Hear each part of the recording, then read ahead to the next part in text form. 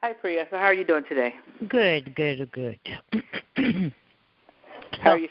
How are you feeling right now? Are you anxious? well, not really, not anxious. I feel really good after our last session. So did I send you an email summarizing what we discussed last week? Yes, and I reviewed it. Thank you very much for sending me that.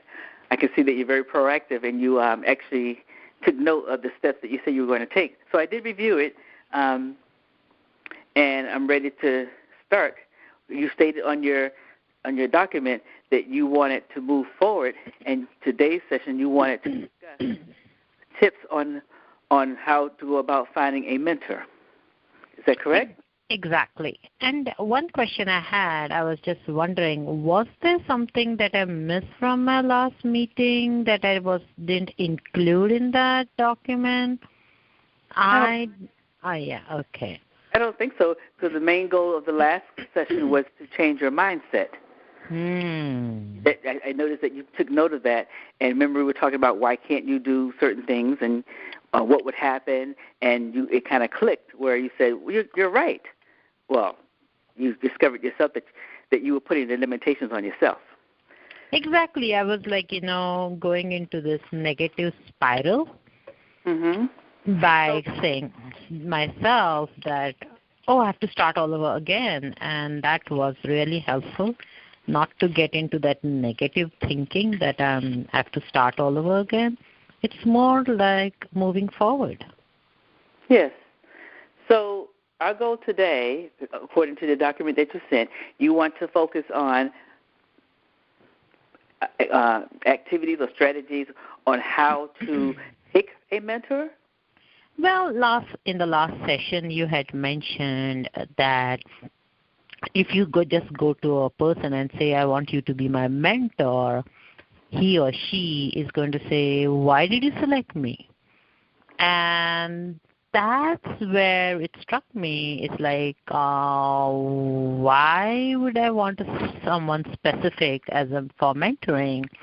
And then we teased it out further by saying the reason I want the mentoring is because I want to be working on high-profile projects.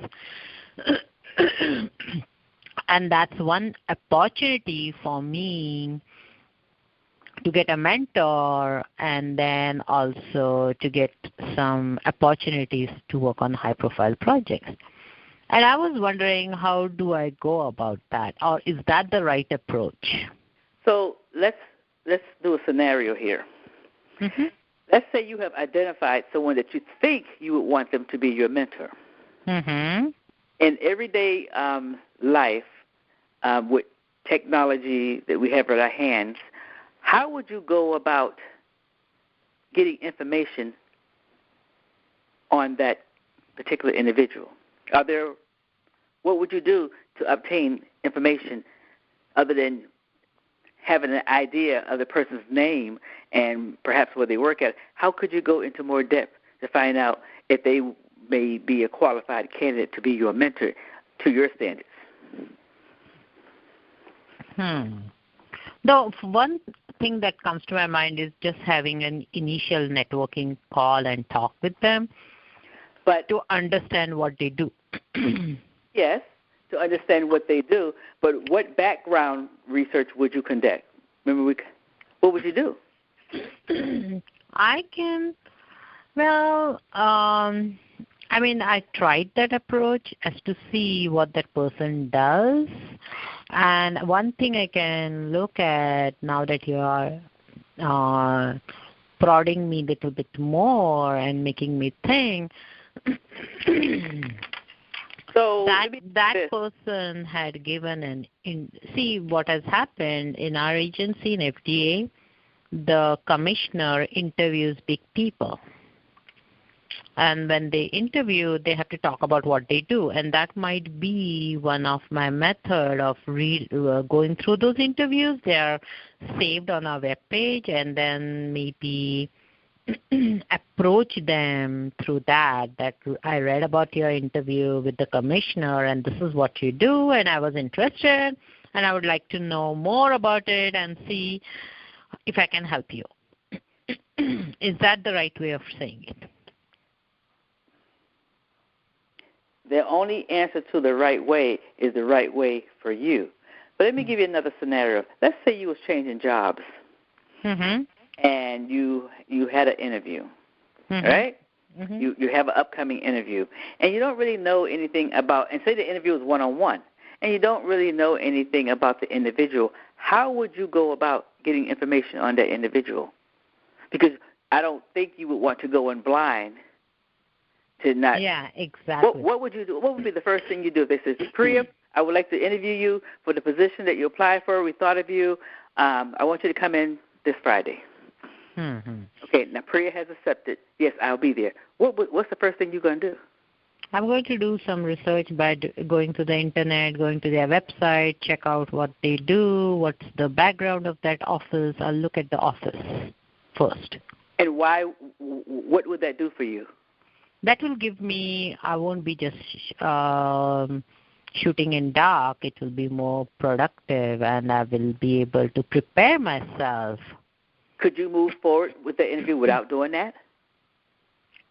I could, but it won't be effective, because in an interview I will be talking about myself and what I have done, and I won't be able to tailor my discussion to what the requirements are, because I don't know on the other side about what they are looking for.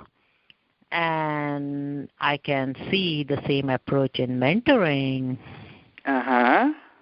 Is that I don't know what they are looking for. It's not what they're looking for. It's what you're looking for. It's not what they're looking for. You are seeking a mentor, correct? Yes. And so if you're seeking a mentor, there's a certain mentor that there's a certain type of mentor that has specific requirements or background or skills or subject matter expertise that you're looking for. So you're actually interviewing the mentor. So if you're interviewing the mentor, because now the tables are flipped, as opposed to you going to an interview, you are now doing the interview. And so either side will do research. When you going to the to the new job to do an interview, you did research. But now instead of a job, you're seeking a mentor. Would you not do research? Yes. And so who's interviewing who? I will be interviewing the mentor. Because you're seeking the mentor. So why is it you cannot do any research prior to seeking that mentor? How does that benefit you? To ask the right questions. Okay. And to see if that will fulfill my needs. Those responses will decide, is this something what I want, and this is what I'm going to get from this person. What else could you do?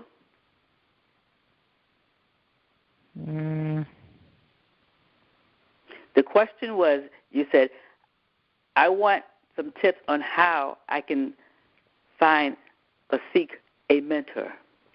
How do I go about the approach? But the approach is the approach that you designed for you to be comfortable in. There is no magic approach other than the approach that's comfortable with Priya. So what else would you need to do, or what else could you do, period, to make sure that the approach that you're taking is comfortable for you? Because you're doing the interviewing.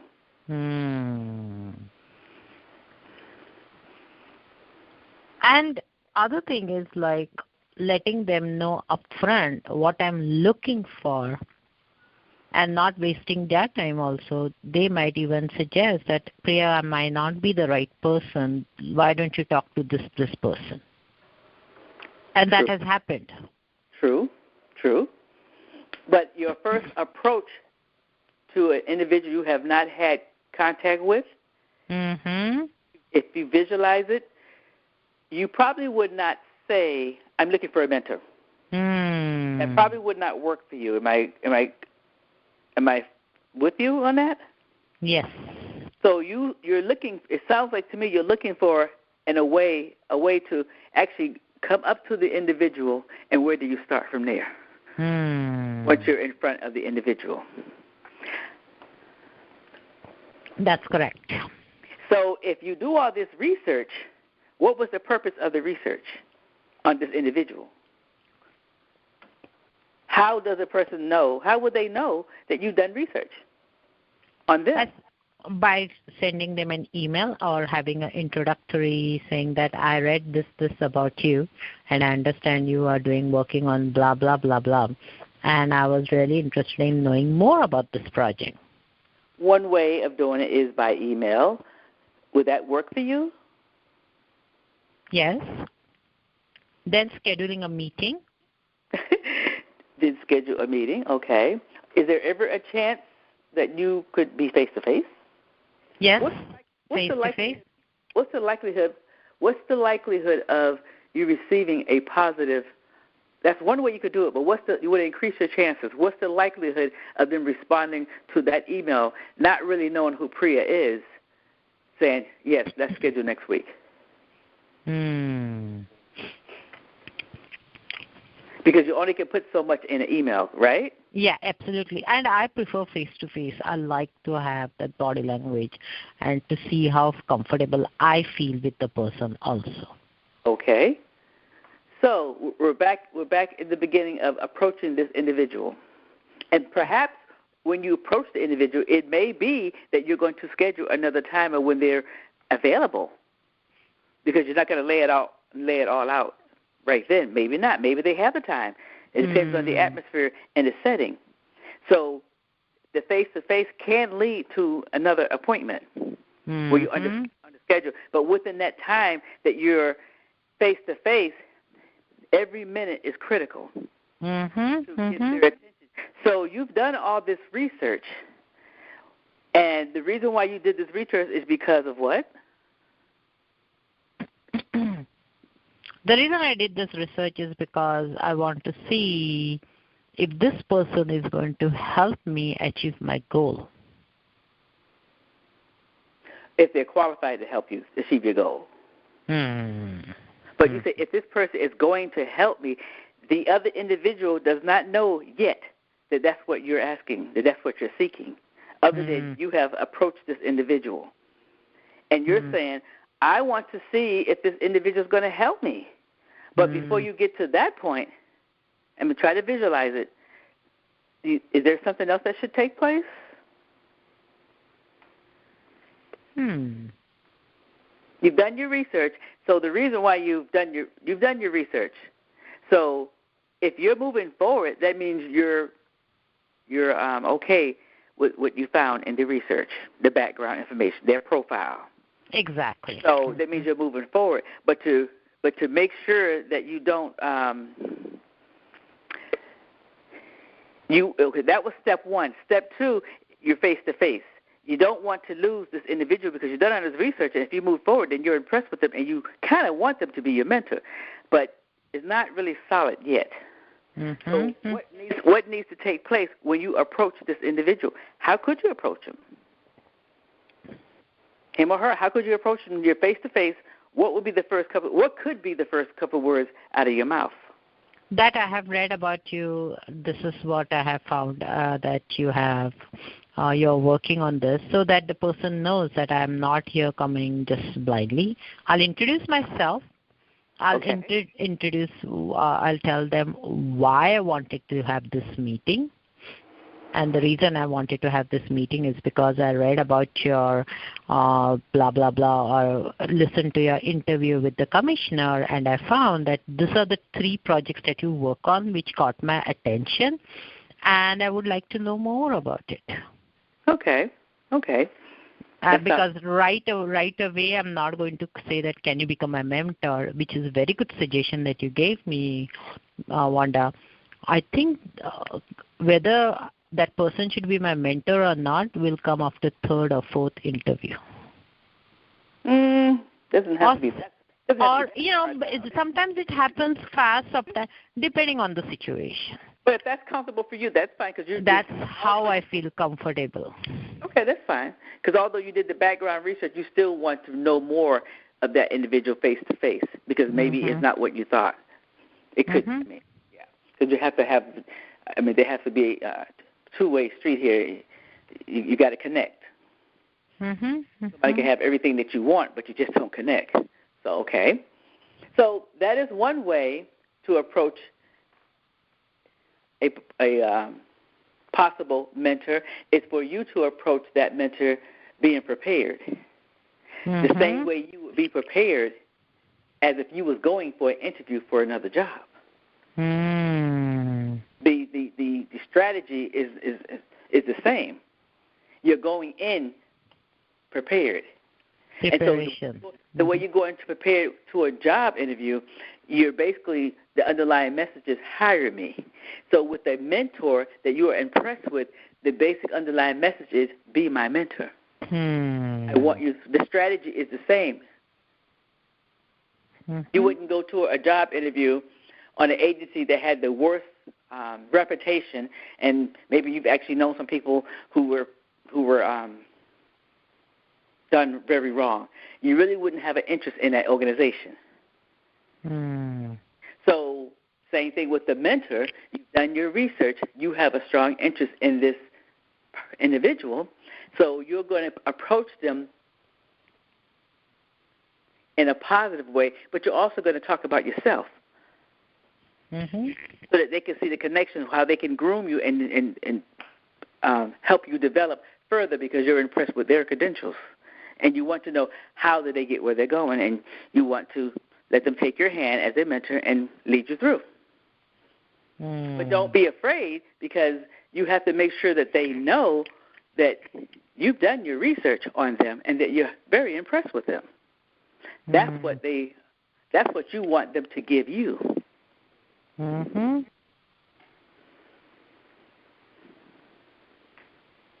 that make sense? Yeah, I'm taking now notes. So yeah. So the last time we talked, we had all the we talked about changing your mindset. So now we're talking about how to approach a mentor. How do you go from the mindset change to reaching your ultimate goal to landing that ultimate mentor? But that's not the only way you can reach that mentor, that potential mentor. What's another way? The way we just discussed was direct. What's another way that's not so direct? And that's indirect. I cannot think of indirect way. Working on a project or through... Okay, working on a project. Or talking to my... asking someone else to introduce me. I don't know. Well, you're on the right track, I think. You need someone else to introduce you. Is that so wrong? Is that not effective? How many times have you seen in the future, past or whatever, where people are given an opportunity simply because they were introduced by someone who was liked or thought highly of? Just a simple introduction. Well, so you said introduce. It all depends on who's introducing you.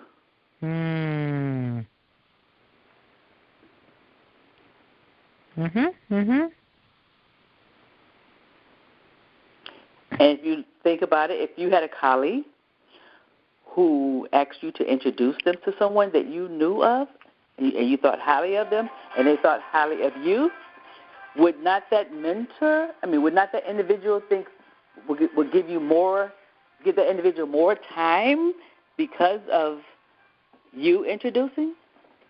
Yeah, that's you really true. Wouldn't have to do much. You just like, here's such and such. They're interested in your whatever, and I'm going to go now, pretty much. And they take it from there. That individual that you introduced would probably spend some time with the individual, at least in the mindset, simply because you introduced the person. So when you said somebody could introduce me, don't take that lightly. Got it. You've done your research, so all you need is the introduction. And you can take it from there. Because you've done your research. You won't be standing there like, I don't know what to say. Of course you do. You've done your research.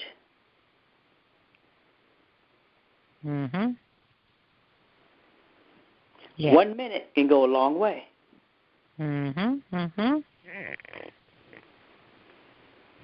Great. That is this helps.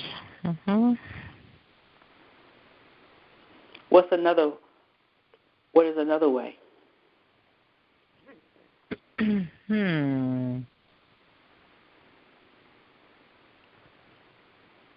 Working on a project. Okay. How would you be working on a project? Working on a project. Okay, this mentor you haven't landed this mentor yet, but you say working on a project. What do you mean? Like, what do you mean by working on a project? Like sometimes what happens, you're working on a small project, and then the person you like, because the person is higher up, and then you can have a mentoring relationship with that person. So basically achieving the goal of working on high-profile project. That project that I'm working on currently may not be high-profile. It might be a small project, or my responsibilities will be really basic level. And So you would deliberately put yourself in the position of working on a project with the aim of getting that mentor. Exactly. Okay. So 3 strategies is face-to-face direct approach, introduction by someone else, or placing yourself on a project to get exposure to that mentor.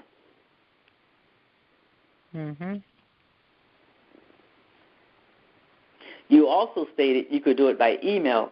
Out of all those, so that's the email 4. Out of all those 4, which one do you think would be most effective to you? Face-to-face. Face-to-face. And second? Introduction. Okay. Third? Working on a project is like, right now, that's 1/3 approach. See, I can work on projects, and the reason I'm working and volunteering to work on a project to expand my network. Okay. So I gave you 4 to identify. We both agreed to 4, but it seems like in reality 3 and 4 may not be as easy to obtain based on whatever reason. You're very comfortable with number 1 and 2. 1 is face-to-face, second is introduction, third is working on a project deliberately, and what's the 4th one? I didn't get the 4th one. The 4th one was the email. Email, oh. Sending the email. So yeah. I'm trying to prioritize which steps you would most likely take up front. The first 2. The first 2, which is face-to-face or introduction. And so if it's face-to-face or introduction, how soon could you actually take those steps just with one individual? I have already started. See, as I mentioned to you last time, I'm in this mentoring program, and one of the requirements of the mentoring program is to develop your individual plan. And in the individual development plan, I had to identify some competencies and the method I will be using to achieve those competencies. Okay. So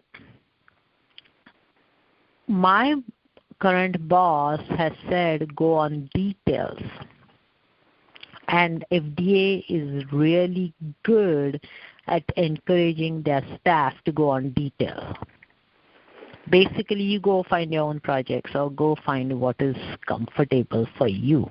And they are very, like my experience with USDA was they were very restrictive when it came to detail, while FDA is extremely open about going on a detail and expanding the horizon. So my boss is really helping me in saying go on details. And I'm using my individual development plan and this mentoring program as a tool for achieving that goal of getting details. So, but the question was, where do I go on a detail? Because I'm going to create a detail, and it's not like it was advertised, which would be easier to go. So when I was trying to create a detail, I had to do a lot of networking and talk to people and ask them, can I come and work on your projects? Can I come and detail? And the question was, okay, go and define a project. And I was able to define the project too. So I have been doing that somewhat. However, I have lined up at least one shadowing project, but right now, and I had also was going to go on a detail with the bigger Institute of International. However, that person left, and now I'm stuck again. So that's where I'm right now. However, having said that, I think my approach is working and I should continue that. What would you say, Wanda? Well, if you think it's working for you and getting you closer to your goal, then the answer would be to continue. If you feel that the actions that you're taking are working for you and you're comfortable with that and it's getting you closer to your goal, then I wouldn't change that. Or why would you change that? Should the question be, is it really working for you? Right now, there is so much flux. Everything is in flux right now. And whenever I talk to people, they are just saying, oh, we are waiting for what the new administration is going to give us the direction. And so it looks like everything looks like in flux right now. Is that what happens in between the change in administration? Well, most likely every agency is in flux right now because we're so close to the transition. So that's expected. You probably would run into that in any agency because no one really knows what to do. I mean, you're continuing what you're doing, but everyone knows that change is coming. So, and it could be good change. Who knows? I'm not saying it's bad or good, but that's a characteristic that's on every federal agency right now. So hold on to that idea. Isn't that a good time frame for me to do a lot of networking then? Well, it depends on who you're networking with. Are you networking with people who are going to be leaving the federal government, or networking with people who are coming into the federal government? And yeah, that's where something I don't understand how, because it's so in flux, really literally in flux. But you must realize it won't stay in flux. More than likely, February, March, the influx will be less. It won't take long for the influx to slow down. Because it may be to your advantage to kind of wait a little bit, because a project that you want to work on may not exist after the influx. And that's exactly what happened. You just nailed it perfectly, Wanda. I had developed a detail because that person was looking someone to help her with strategic goals. Align. Sorry. What's going to happen? What would happen? What would happen if you wait 2 or 3 months until things settle down? Is that a problem? No, it's not. What advantage does that give you? Is there an advantage that will give you by waiting a little bit? I think so. It will give because, right, as I said, I was telling you this very short story, is that I had already lined up a detail. I was going to start in December, but the person left. And then all of a sudden that priority changed. Okay. Of the next person who came in didn't find that as a priority. So now what happened, I talked to that person, people there, and they said, let the dust settle right now. It's so much in flux is there, so much flux.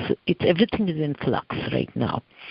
And you're right. Maybe I should start little bit, start into the process of networking and finding a mentor and all my approaches somewhere maybe end of February or first week of March, and see how things move. Yes. And I think that's an excellent idea.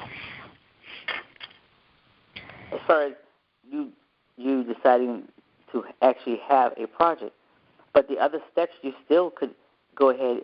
It doesn't mean you need to put everything on hold. You still could go ahead and network. And what I can do is shortlisting the name of the people and then doing research on those people. Yes. And you may want to, what else could you do in reference to that mentor that you have? Sorry? What else could you do leveraging that mentor that you have? The one. And after our discussion on Friday, I realized that I'm not being proactive with this mentor, so I have scheduled an appointment with him, meeting with him, and I'm going to have very open conversation as to what my goals are, what my needs are, and who am I looking for, and if he knows them, and if he can introduce me to them. Okay. So in the beginning, when we started this conversation here, you stated, and as I read on your document, you wanted ways, tips to develop ways approaching a mentor, correct? Yes. So where are you at now? Are you comfortable with the strategies that you came up with? Absolutely, extremely. It was there in my brain somewhere, but it was too distorted. It was not organized. But putting it on a piece of paper and saying these are the 4 approaches that I can achieve, and for each and every approach, the underlying message is research, research, research, and not to just go and say, can you become my mentor, but do the research, spend some time, get to know the person, and see that are you ready to hire that person as a mentor. And that was a major shift in my thinking. And maybe with each one of those, because you had 4 ways that you identified, maybe with each one of those, as you attempt to exercise one of them, if it doesn't go well, you might want to jot down why it didn't go well. Because just because the first time it didn't work well, maybe there was something that was hindering for it to go well. But those are the 4 that you have identified. So as you go through the different approaches, you want to know what's working and what's not. And what's working, it might depend on the person. It might depend on the situation. And one approach is not like the standard approach. Right. It can differ from the situation and person to person. Yes. That's correct. You may find yourself using all 4 approaches. Great. There's no right or wrong way other than did you accomplish your goal? Yes, I did. Okay. So I like to, we only have like a few more minutes. I like to, every session does not have to be an hour. Once we handle that goal, tackle that goal, unless you want to talk about something else that's relevant to the session that you wanted to discuss. Is there anything else? Yes. I wanted to see if I could share my individual development plan with you. I have drafted an individual development plan. If you share your individual development plan, your IDP, then you will be sharing it with me not as your coach. You'll be sharing it with me as a mentor, non-formal mentor, or just using my asking me to apply my subject matter expertise on IDPs, but it won't be a part of this session as a coach. Oh, okay. But I'll be more than happy to do that. But I have to. It won't be part of a coach session. You can just send it to me on my email and ask for my opinion. Okay, great. That I will do. Just subject matter expert. Okay. So how are you on a scale to 1 to 10? I always like to rate how we've moved from one location to another in your goal process. Where are you at now? Where were you when you started in identifying or approaches to obtain a mentor? Where were you? I was at the level 3, and in 45 minutes I feel so comfortable that I'm at the level 9. Okay. Is there anything else I could have done for you? No, all these jumbling thoughts that were in my brain, giving them proper direction and organizing them really helps. And now I'll have a strategy.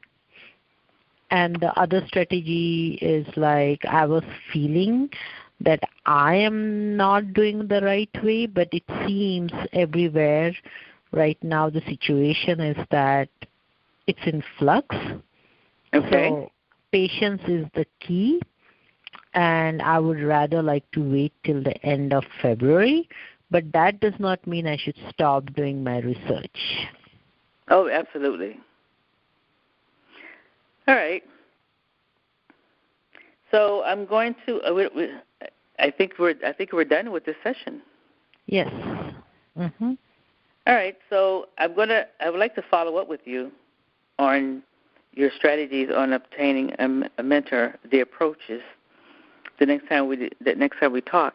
And I really appreciate you sending me that your kind of like a journal file, so that I can review it prior to. It's not required, but it kind of helps keep us both on track. And it keeps me to keep a track on what discussions we had. Otherwise, they will just stay in my head and not get organized. Right. So I'm planning to do this for this next session. When is our next? I'm sorry, I have to check.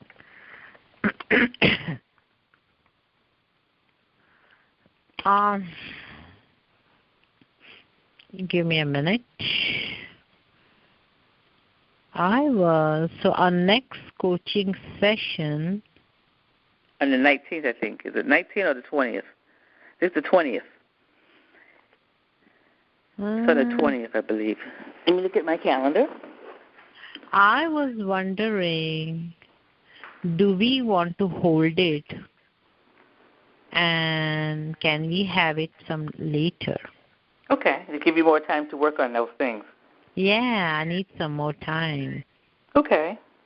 How about